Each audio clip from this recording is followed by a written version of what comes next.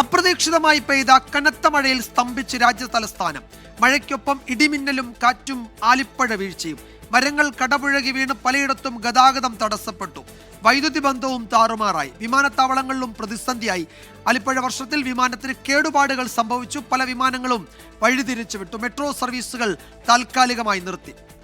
അച്യുതൻ വിശദാംശങ്ങളുമായി ചേരുന്നു ഡൽഹിയിൽ നിന്ന്. അച്യുതൻ, സാധാരണ ഈ സമയത്ത് ഡൽഹിയിൽ ഇങ്ങനെ മഴ പെയ്യുന്ന പതിവില്ല. അപ്രതീക്ഷിതമായി പെയ്തതാണ്. ജനജീവിതത്തെ ബാധിച്ചു എന്ന് തന്നെയല്ല, അവിടുത്തെ പല സേവനങ്ങളെയും ഈ മഴ ബാധിച്ചിട്ടുണ്ട്.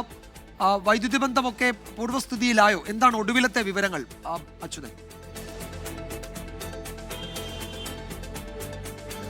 വിജയകുമാർ സൂചിപ്പിച്ചതുപോലെ തന്നെ പൊതുവെ ഈ ചൂടുകാലത്ത് ഈ പൊടിക്കാറ്റ് ഡൽഹിയിൽ ഉണ്ടാകാറുണ്ട്. പക്ഷേ ഇന്ന് വൈകിട്ടോടുകൂടി ഈ കാലാവസ്ഥ വേഗത്തിൽ അതിലൊരു വ്യതിചലനം ഉണ്ടാവുകയും പൊടിക്കാറ്റ്, അതിശക്തമായ പൊടിക്കാറ്റും അതിനുശേഷം തൊട്ടുപുറകെ അതിശക്തമായ മഴയും ഇടിമിന്നലുമാണ് ഉണ്ടായത്. ഇതിനിടയിൽ ആലിപ്പഴ വീഴ്ചയും ഉണ്ടായി. ഡൽഹിയിലെ പലയിടങ്ങളിൽ ഇത്തരത്തിൽ മരങ്ങൾ കടപുഴകി വീഴുന്ന സാഹചര്യവും വലിയ ശിഖരങ്ങൾ നിലംപതിക്കുന്ന സാഹചര്യവും ഉണ്ടായിരിക്കുന്നു. നമുക്ക് ഈ ദൃശ്യങ്ങളിൽ കാണാം.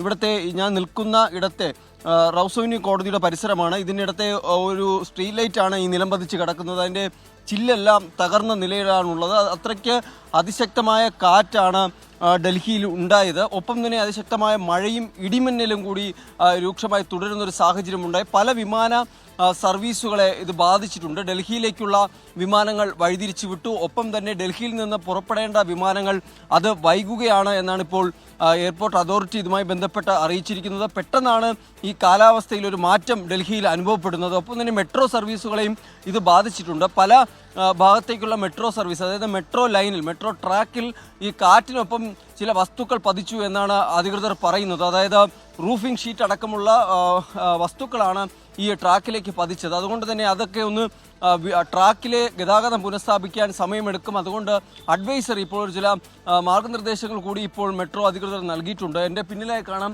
ഒരു മരത്തിൻ്റെ ഒരു വലിയ ഭാഗം, വലിയൊരു ശിഖരം നിലംപൊത്തി കിടക്കുന്ന അവസ്ഥയാണ്. ഇതിൻ്റെ തൊട്ട് പുറകിലായി കാണുന്നതാണ് റൗസോവിനി കോടതി. ആ കോടതി സമുച്ചയമാണ് തൊട്ട് പുറകിലായി കാണുന്നത്. ഈ മരം റോഡിൻ്റെ ഏതാണ്ട് പകുതി ഭാഗത്തേക്കാണ് ഇത് ഇങ്ങനെ ഒടിഞ്ഞാണ് കിടക്കുന്ന ഒരു വലിയ ശിഖരം. ഇതുപോലെ പലയിടങ്ങളിലായി മരങ്ങൾ കടപുഴകി വീഴുകയും അവിടെ ഈ ഗതാഗത കുരുക്ക് അനുഭവപ്പെടുന്ന ഒരു സാഹചര്യവും ഡൽഹിയിൽ ഉണ്ടായിട്ടുണ്ട്. എന്തായാലും ഞാനിപ്പോൾ നിൽക്കുന്ന ഇടത്ത് ഈ ഒരു മരം ഇങ്ങനെ റോഡ് കയറി റോഡിൻ്റെ പകുതിയോളം ഭാഗം കയറിയാണ് നമുക്ക് കാണാം മരം വീണ് കിടക്കുന്നത്. ഇനി ഇപ്പുറത്ത് ഒരു ഭാഗം മാത്രമാണ് ഇപ്പോൾ യാത്രയ്ക്ക് സുഗമമായി ഉള്ള ഒരിടം എന്നുള്ളത്. എന്തായാലും ഇത്തരത്തിൽ അപ്രതീക്ഷിത കാലാവസ്ഥയിൽ പെട്ടെന്നാണ് ഈ ഡൽഹിയിലെ ജനജീവിതം അടക്കം സ്തംഭിപ്പിക്കുന്ന തരത്തിലേക്ക് മഴയും കാറ്റും ഇടിമിന്നലും ഒക്കെ ഉണ്ടായത്.